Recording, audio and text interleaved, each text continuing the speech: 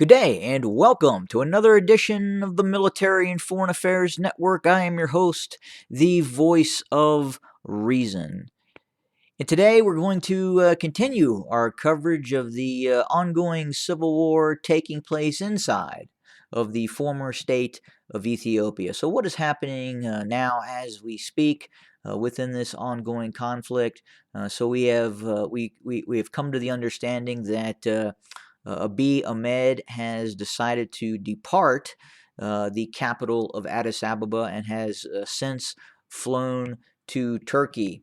And again, in all probability, the reason for this visit with Erdogan is probably not as the meetings would suggest, but again, it is to request for arms and ammunition from Erdogan. And again, the one big driving factor right now that is keeping Abiy Ahmed in power as the former prime minister and now warlord in chief of the former state of Ethiopia is the prospect of receiving advanced weapon systems from Turkey, from the United Arab Emirates, from the People's Republic of China, and other regimes around the world. But again, the idea that quite literally this war could have been over several weeks ago,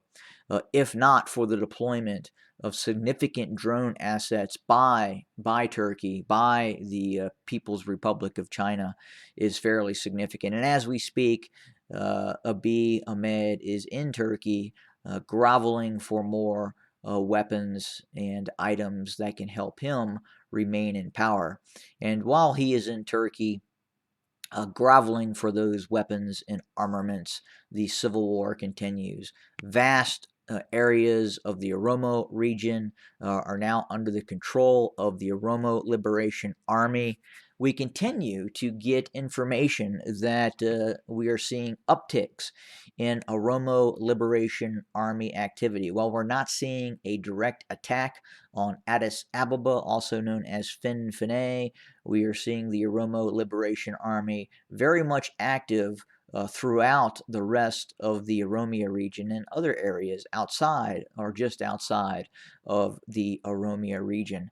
But these activities would seem to be focused on attacking Abiy loyalist bases, points of infrastructure, and recently, over the last 24, 48 hours, we have received information that, again, we have seen an uptick in that kinetic activity by the Oromo Liberation Army against a vast array of targets throughout the Oromia region. And this has inflicted rather significant casualties on the Ethiopian National Defense Forces, on regional security forces, and the Abiy loyalists.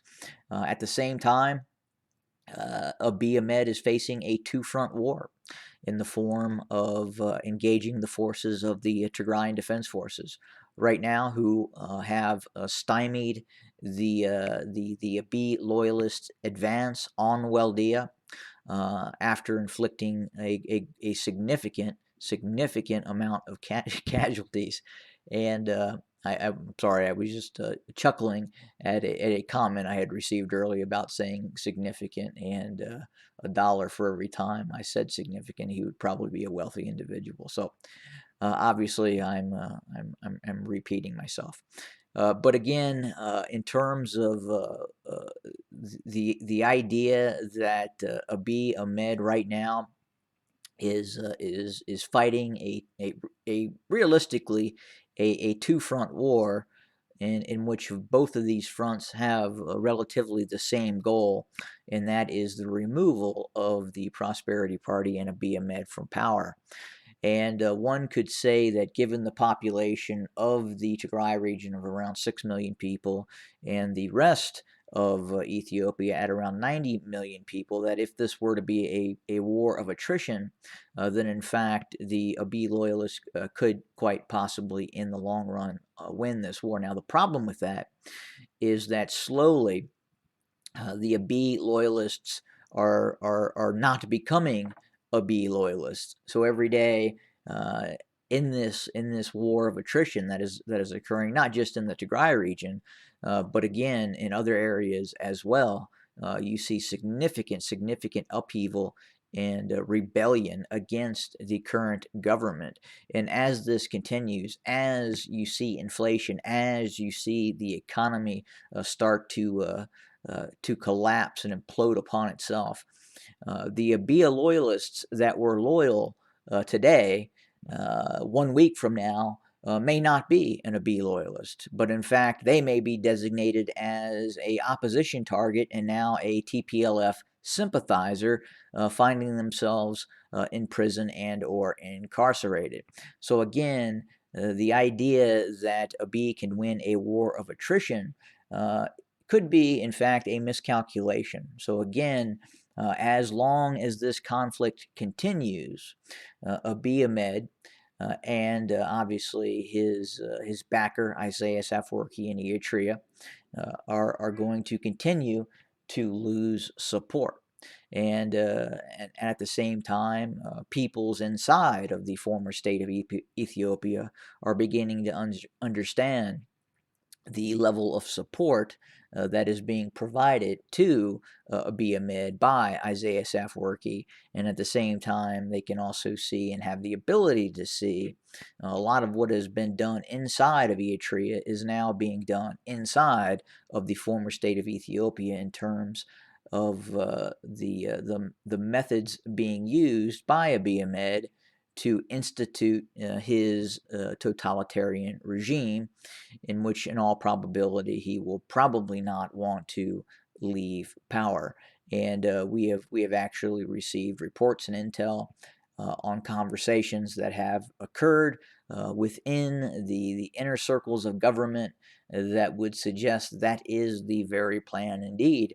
And Abiy Ahmed has no intent to leave his seat of power, and if he were to leave power, he would probably be leaving the country or fleeing the country. But again, as we speak, Abiy Ahmed is in Turkey, attempting to garner more weapons and equipment to keep himself in power, and realistically, that is what is keeping him in power right now, the ability to purchase these advanced weapon systems, specifically these drones, and have the military support by Turkey, by the United Arab Emirates, by the People's Republic of China to help him utilize these drones against targets throughout the country, such as the Oromo Liberation Army and the Tigrayan Defense Forces.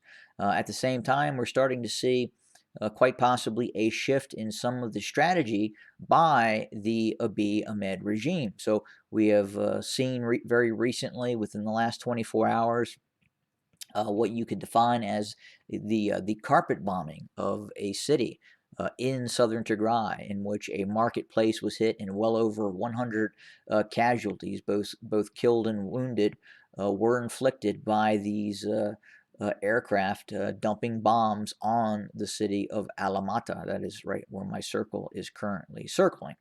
And again, as I talked about in a previous video, the destruction and fires that ensued after the strikes were so intense that they could actually be seen on satellites that generally cover wildfires throughout the world. Were actually able to pick up the attack that occurred by the Abiy loyalists on the city of Alamata. And again, we believe here at Military and Foreign Affairs Network that strike is a retribution strike for the setbacks that are now being seen south of Weldia, west of Weldia, and in other areas of the country as well. So again, very, very heavy casualties have been taken by the Abiy loyalists, near Weldea, west of Gashina. This map is incorrect. Falakit is actually under the control of the Tigrayan Defense Forces, and this area to the north and south of both Falakit and Nefes Micha should also be highlighted in green as well, as much of this area is the Tigrayan Defense Forces are actively operating in and continue to push towards Debre Tabor. And again, the operation to advance on Mursa and then take Weldea has failed.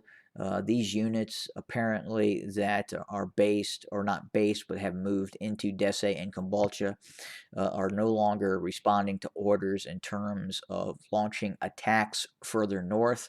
Apparently, there is an issue with the drone umbrella, and quite possibly, as I talked about in other episodes, the Abiy loyalists are looking to move the drone command stations, quite possibly to Kombolcha, and utilize those TB2 drones against targets in Weldea, Kobo, and other areas as well.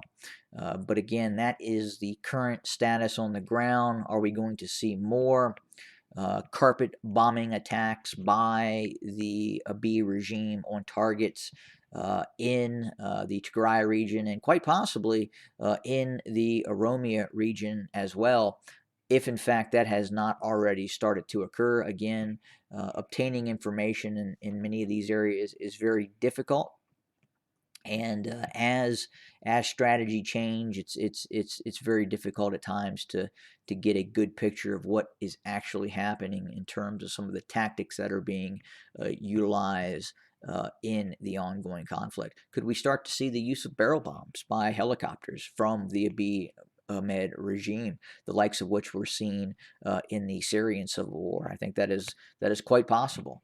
Again, any aircraft can be turned into more or less a strike aircraft if it can simply drop munitions. And again, I think we're quite possibly starting to see that as this conflict continues. But again, Abiy Ahmed is very well aware a war of attrition is not necessarily a good thing for him as he continues to lose support, and people within the former state of Ethiopia are starting to understand that maybe his leadership and maybe his route towards prosperity is in fact not a route towards prosperity, but something far different.